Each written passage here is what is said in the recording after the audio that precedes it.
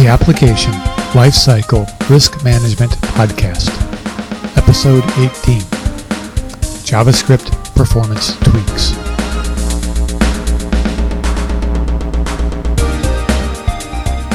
So I started reading High Performance JavaScript recently, and I thought now might be a good time to give a summary of what I've learned so far.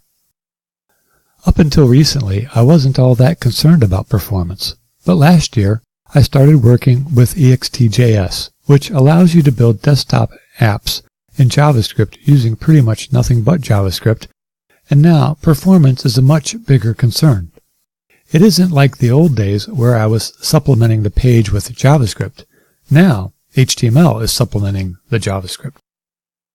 So even if you aren't working on anything quite as intense as what I'm working on now, you're going to want to learn how to write JavaScript in a performant manner because JavaScript is becoming the language of choice for so much of the web. It isn't just a web thing anymore, but it shows up in mobile development and servers. The only thing that might make learning how to optimize your JavaScript irrelevant is if you wait until a really good binary compiler comes out that's available for everything. Not something I see happening anytime soon, much as I'd like it. So, that being said, here are the two main optimization tweaks I've learned so far.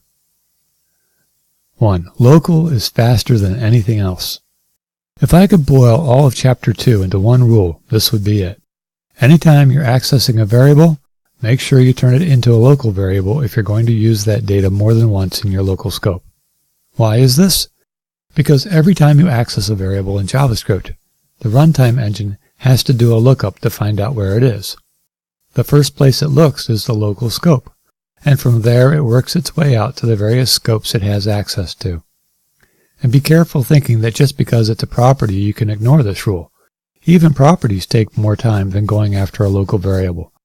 At a minimum, it has to do a lookup for the variable that represents the object and then another lookup for the property or method attached to that object. In a compiled language, this generally isn't necessary because these references are all figured out when we compile the code.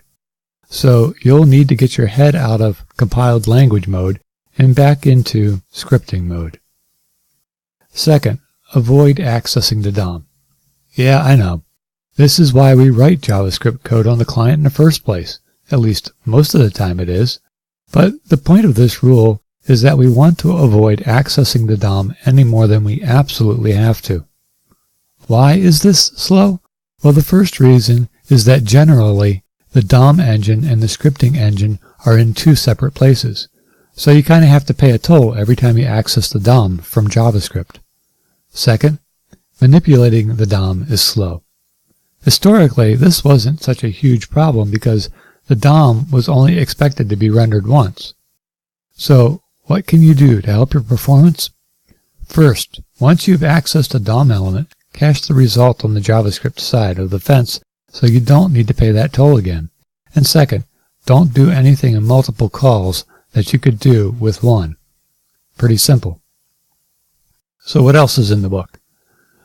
Well, Chapter 1 is loading and execution, how to optimize getting the code on the client side to start with. Chapter 2 is data access. That's all about the variable stuff that I've already talked about. And Chapter 3 is the DOM scripting piece I've talked about. Chapter 4, algorithms and flow control. 5, strings and regular expressions. 6, responsive interfaces. 7, AJAX. 8, programming practices. 9, building and deploying high-performance JavaScript applications. And 10 is about all the stuff that you can use to figure this out. I've learned a lot in the last few days, and it's changed how I look at my code.